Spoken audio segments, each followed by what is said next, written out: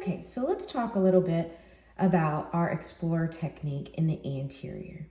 The anterior is a little different from the posterior, and the technique we use here in the anterior is going to be the same similar technique as we move forward with our calculus removal instruments. So it's important to grasp placement and correct working in with your Explorer. Okay, so we're going to use tooth number 24 as our example tooth today.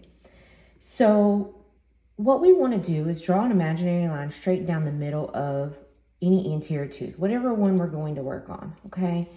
That imaginary line is going to be like the long axis of the tooth. It's also going to be what we call the midline of the tooth, which is our starting point when we go to explore an anterior tooth. So in the posterior, we use a distal line angle, correct? But in the anterior, we use the midline, okay? But first, let's determine if we have the correct working in. So as you can see, we're gonna position ourselves for a surface towards in this situation. So I'm gonna work on tooth number 24, surface towards. And if I go in and I place my instrument in the interproximal space next to the surface I'm going to work on, you should be able to notice that the terminal shank is parallel with the long axis of the tooth. And one other important clue that I want you to look at is the handle. Which way is the handle leaning? Is the handle leaning towards the surface? It is. So in this case, you can see that this handle is leaning towards that surface that I'm about to explore, which happens to be the mesial of tooth number 24. But it's really just a surface towards on this tooth, okay?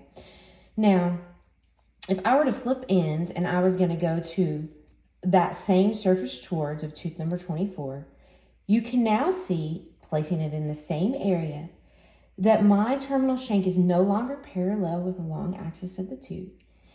And if I tried to parallel that long axis, if I really stood up on my fulcrum and I tried to parallel, you now notice that the handle is not leaning towards the surface that I'm working on. It is leaning away, okay? That would be really hard to stretch ourselves that far to explore with the wrong working in. So we know that this would not be the correct working in. It's actually hugging, and we do not want to hug, okay? So let's flip our instrument, and we'll go back, and we'll place it where we want an instrument and make sure, okay, yes, that's parallel. My handle's leaning towards that surface towards, and now I can go ahead and start my exploratory stroke. Now, since we know that we are going to be starting at the midline, we have to come out and we have to get our tip placed at the midline of the tooth we're working on, adapting that 1 to 2 millimeters of the instrument tip to the midline of that tooth, okay? Now we're going to make sure that our tip is pointed going in the direction of the surface we're going to be exploring, okay? We don't want our tip pointed this way and trying to come around, because that's not going to stay, it's not going to gain us access, and it's not going to stay adapted, okay?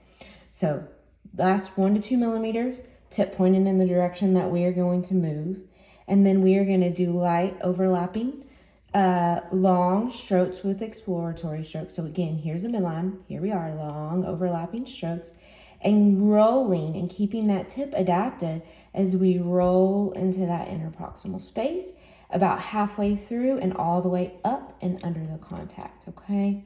So that's what it will look like on a surface towards. And now if we want to explore the other half of that tooth, we would have to change position, put ourselves at the 12 o'clock position, and then we would switch ends to explore the surface away.